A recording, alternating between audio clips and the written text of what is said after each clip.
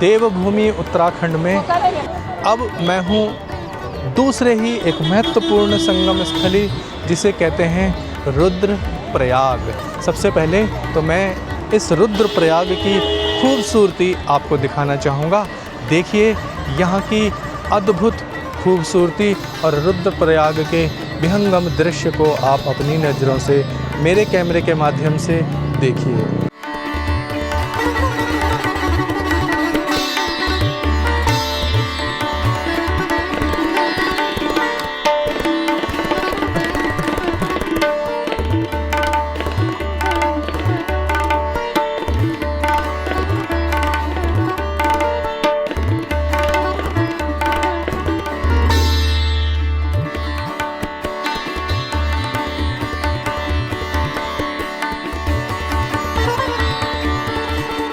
पर्वतराज हिमालय की गोद में बसा हुआ जो रुद्रप्रयाग है, वहाँ पर संगम हो रहा है मंदाकिनी और अलकनंदा नदियों का। ये दोनों पवित्र नदियाँ आप स्पष्ट रूप से अलग अलग रंगों में आप यहाँ पर देख सकते हैं।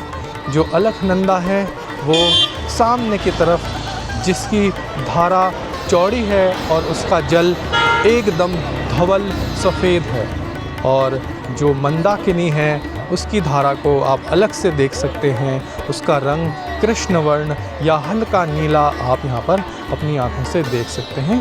यहाँ पे ये ब्लैक वाली जो है वो मंदाकिनी केदारनाथ धाम से आ रही है, उधर वाली अलकनंदा है। अलकनंदा नदी सबसे बड़ी नदी है, वो पांचों प्रयाग में मिलती है। जैसे कि आपने पीछे देवप्रयाग देखा होगा, वहाँ पे अलकनंदा एंड भागीरथी का संगम है।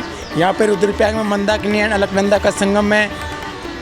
तीसरा संगम हमारे कर्णप्रयाग में है, कर्णप्रयाग में पिंडर एंड अलकनंदा का संगम है। चौथा प्रयाग हमारा नंदप्रयाग है, नंदप्रयाग में मंदाकिनी एंड अलकनंदा का संगम है। पांचवा प्रयाग हमारा विष्णुप्रयाग है, विष्णुप्रयाग में धौली गंगा एंड अलकनंदा का संगम है। अलकनंदा नदी हर संगम में एक एक नदी को विलुप्त करती है, तब जाके देवप्रयाग से वो गंगा बनती है। धन्यवाद। इस पवित्र स्थान पर जहाँ मंदाकिनी अपना सफ़र समाप्त करती है और अपने आप को अलकनंदा को समर्पित कर देती है, यहाँ पर आकर भी आपको वही अनुभूति होगी जो अनुभूति सोनप्रयाग में आपको होती है। परंतु सोनप्रयाग का जो दृश्य है वो अलग है, वहाँ पर सर्दी मिलेगी आपको।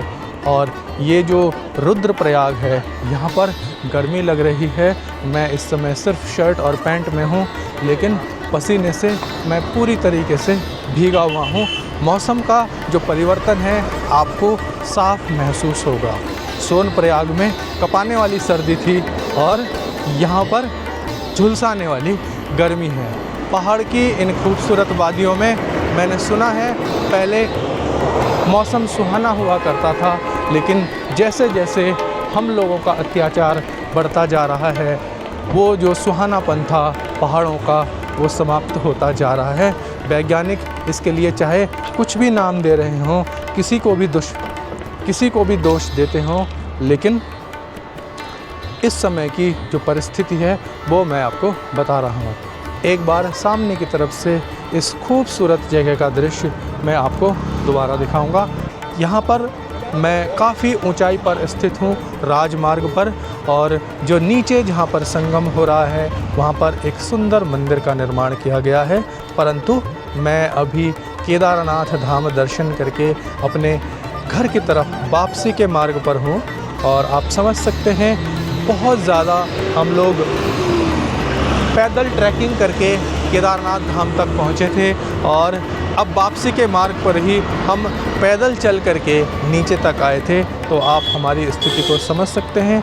समय की कमी और जो पैरों की स्थिति है इस समय, दोनों मिलाकर ऐसा लगता है कि हम इस मुहूर्त में नीचे जाना अफोर्ड नहीं कर पाएंगे, क्योंकि जो सीढ़ियाँ आप दूर से देख सकते हैं मंदिर के साइडों से, अगर हम नीचे तक उतरें और संगम स्थल तक पहुँचे जहाँ पर कुछ एक लोग, अगर मैं यहाँ से काउंट करूँ तो 2, 3, 4, 5, 6, 7, 8, 9, 10, 11, 12 लोग मुझे दिखाई पड़ रहे हैं जो संगम स्थल पर स्नान कर रहे हैं और दर्शन करने के लिए गए हैं। उस स्थान तक अगर मैं पहुँचूँ तो मुझे आने जाने में 2 घंटे से भी ज़्यादा समय लग जाएगा, ऐसा मेरा अनुमान है। इसलिए मैं इस पवित्र संगम का दृश्य मैं आपको अपने कैमरे के माध्यम से ही दिखा रहा हूँ। एक बार आप दोबारा से देखिए, जो मंदाकिनी है उसका रंग आप ब्लूइश ग्रीन कलर में देख सकते हैं और जो हमारी अलकनंदा है उसका जल हमेशा की तरह धवल है, शुद्ध, पवित्र और सफ़ेद कलर में, दूधिया कलर में आप देख सकते हैं। बहुत सारे यात्री जो इस समय 4 धाम यात्रा करने के लिए उत्तराखंड आए हुए हैं, इस स्थान से गुजरते हुए इस संगम स्थान पर रुकते हैं। यहाँ पर इस प्रयाग का पवित्र दर्शन करते हैं, माँ गंगा या फिर अलकनंदा का आशीर्वाद, प्यार पाते हैं और आगे की तरफ बढ़ जाते हैं, या तो अपने घर की तरफ या फिर 4 धाम यात्रा की तरफ।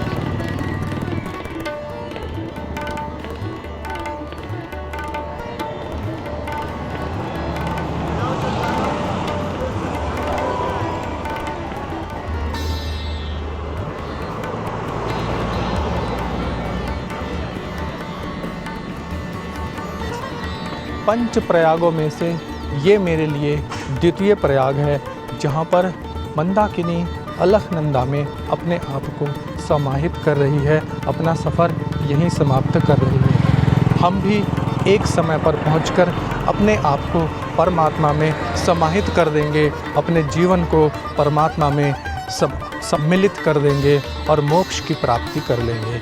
इन पवित्र स्थानों पर घूमते हुए आप जो सत्य ज्ञान है उसको अनायासी पा जाते हैं, उसको सीख जाते हैं और आत्मसंतुष्टि बहुत ही बड़ा जो धन होता है, आपको बिना किसी स्कूल कॉलेज गए हुए आपको उसकी प्राप्ति हो जाती है। इस पवित्र संगम स्थल से, जिसे रुद्रप्रयाग कहा जा रहा है, हमें ये शिक्षा मिलती है कि एक समय पर आकर हम भी अपने आप को परमात्मा को समर्पित कर देंगे और हम इतने संतुष्ट हो जाएंगे, जीवन का असली ज्ञान हम लोगों को मिल जाएगा। फिर हमें भौतिक चीज़ों से बिल्कुल भी प्यार नहीं रह जाएगा। हम सत्य समझ जाएंगे और अपने आप को सिर्फ़ और सिर्फ ईश्वर को समर्पित कर देंगे और हमें मोक्ष की प्राप्ति हो जाएगी। जिस प्रकार ये नदियाँ अपने उद्गम स्थल से निकलकर कहीं नहीं रुकती, अविरल बहती रहती है, उसी प्रकार हमें भी कहीं रुकने की अनुमति नहीं है, हमें भी आगे बढ़ते रहना है। तो चलिए हम अपनी यात्रा को जारी रखते हुए आगे के सफ़र पर निकलते हैं। जल्द होगी आपसे मेरी फिर मुलाकात, तब तक के लिए नमस्कार।